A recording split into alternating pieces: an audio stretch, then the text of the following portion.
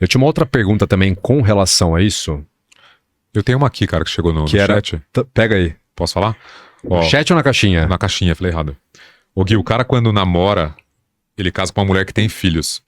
Ele também tem deveres a cumprir com relação à pensão do filho, caso se separem? Olha, essa pergunta que ele fez é uma pergunta muito interessante que eu estava conversando com um cliente meu ontem sobre isso, né? A situação dele é a seguinte, ele tem uma namorada e ele começou a namorar a menina estava com recém-nascido, uma situação. E ele já namorou ela acordando de madrugada, ajudando a dar leite, trocando fralda. Brincando, passando sério? por toda essa situação. Enfim, né? E dentro desse cenário, ele falou pra mim, a criança já tá com uns 8 meses já. Ele falou pra mim, e o pai registrou, só que o pai não paga pensão e tal, enfim, essa história toda, o pai biológico, né?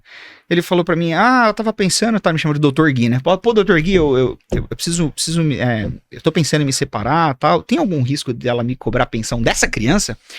O que o tribunal fala? Eu vou falar tribunal porque a lei, ela não fala sobre isso, quem fala sobre isso é mais as decisões. Eles batem muito nesse ponto da afetividade, né? Existe até uma lei que menciona isso, mas a jurisprudência ela bate muito no ponto da afetividade, que significa, se a criança criou um elo com você, você é pai, por afetividade. Então você criou uma afetividade pela criança, um relacionamento com a criança, e você pode ter 2, 3, 10 pais na sua certidão de nascimento, porque você criou afetividade com 10 relacionamentos, 10 namorados que a sua mãe teve, por exemplo. Então, isso se aplica ao inverso também, contra a mulher, tá? Então pode ter 5 mães, porque várias afetividades foram relacionadas.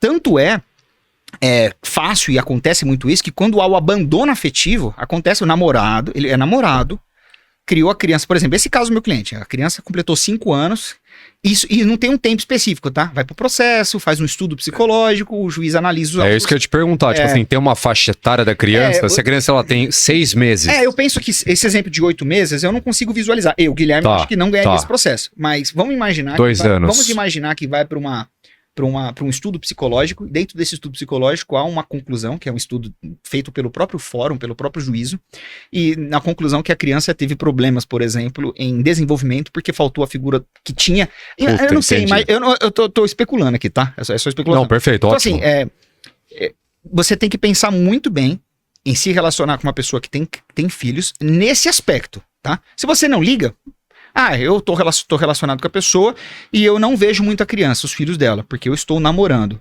Seria o cenário mais plausível possível, porque aí você não estaria fora da zona de risco. Mas se você cria um relacionamento com os filhos, automaticamente você tem essa questão. Inclusive, é uma ferramenta da jurisprudência, inclusive da lei, para poder resguardar o interesse da criança. Porque, vamos imaginar, a criança cria um elo, né? Sim, o pai sumiu, o pai biológico é um desgraçado. E em tese a criança não tem culpa também, né? Isso é fato. O pai sumiu, e ela enxerga na figura paterna. Ela fala, poxa, é um homem que tá aqui me segurando, daqui a pouco começa a chamar de pai, e aí já era, né? Na primeira audiência que ela fala, meu pai, acabou, né? Não, é isso que eu falei. Não, eu tava só esperando você terminar, porque, cara, realmente é isso. Ó, você imagina a seguinte situação, consciência, você pega uma mulher que basta ela fazer um stories, ela, o bebê, e o cara que não é o pai, a família, ela filmar, fala assim, fala oi pro papai. E a criança rolou assim, isso, não rolou, cara? Já era, mano. Você já virou pai assim, pra todo mundo. Aí você tá levantando um ponto que aí tem a ver da maldade ou não da mãe. Isso, exato. E a informação tá aí pra todo mundo. Mas pensando na criança, eu acho que é um mecanismo da lei muito positivo, pensando na criança, né? É um mecanismo da lei muito positivo para poder resguardar o interesse do menor aí em relação a... por exemplo, meu pai faleceu quando eu tinha 5 anos, minha mãe nunca se casou. E eu cheguei a buscar, na minha infância eu lembro disso, né? Eu cheguei a buscar em amigos, conhecidos da família, em tios, a figura paterna. Perfeito. Né? Então é normal, né? Você tá faltando alguma coisa ali, tá esquisito, né? E aí você busca. Não sei se é uma questão hormonal, não sou da área da saúde, tem muitos especialistas que podem vir aqui explicar isso melhor do que eu, tá? Mas nesse período de advocacia, já faz mais de uma década que estamos advogando, a gente presenciou muitas situações onde a criança ela tem um prejuízo muito grande pela separação, mesmo não sendo o pai biológico ou a mãe biológica. Inclusive psicológico, Gui, porque daí, isso assim, real, tá?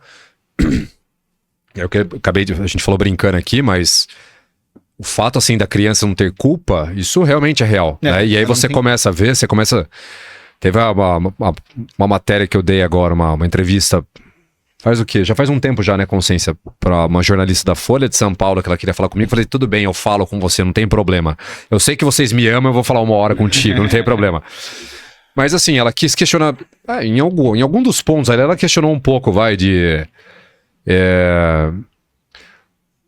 eu vou colocar aqui bem a grosso modo, tá? Então assim, por que em tese, né, tanto meninos como meninas estão mais perdidos na geração de hoje, por aí vai. E assim, você acaba pegando algumas pesquisas que coincide muito a taxa de divórcio ter subido muito nos últimos anos e o fato de ou o menino ou a menina não ter uma referência paterna ou materna e como isso afeta a criança até o adolescente e até a vida adulta.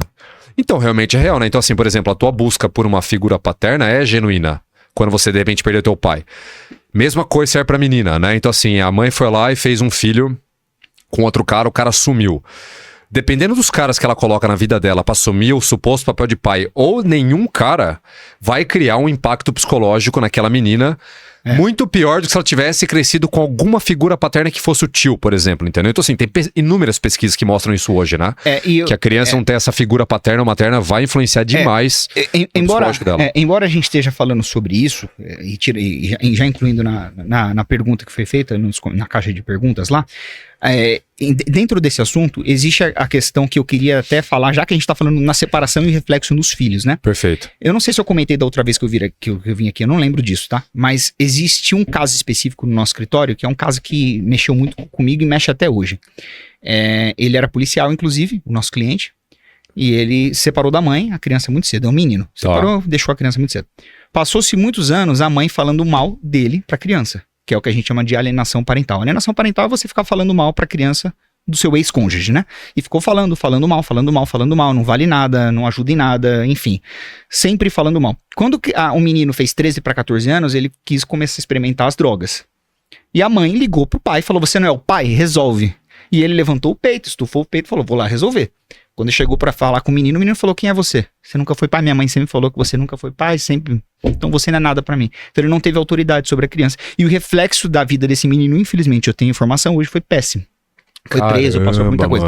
Eu tô falando. Você não contou isso da outra vez? Não cheguei a comentar. Então, assim, esse caso mexeu muito, porque todas as vezes que temos no nosso escritório, e a gente faz bastante divórcio, inclusive, embora a gente atue com direito empresarial, a gente acaba fazendo um divórcio dos nossos clientes ali, né? O empresário se divorcia, o empresário precisa discutir a guarda, ou empresário, não importa, né? Então, os nossos clientes, a gente acaba fazendo divórcio. E a gente acaba orientando muito os pais ou as mães que estão com mágoa do fim do relacionamento a não transparecer isso pra criança. A gente orienta isso pela experiência que a gente teve. Embora não sejamos da área da psicologia, a gente faz esse papel. E eu conto essa história. Perfeito, velho. Não, e ótimo. Eu conto essa história. Perfeito. Justamente para poder tentar proteger o máximo possível a criança em virtude dos reflexos da separação aí, né? Até porque todo mundo acaba sofrendo no final, né? Não é um sofrimento da criança. O pai sofre, a mãe sofre. Existe. Exato. E acaba batendo, né? Acaba batendo.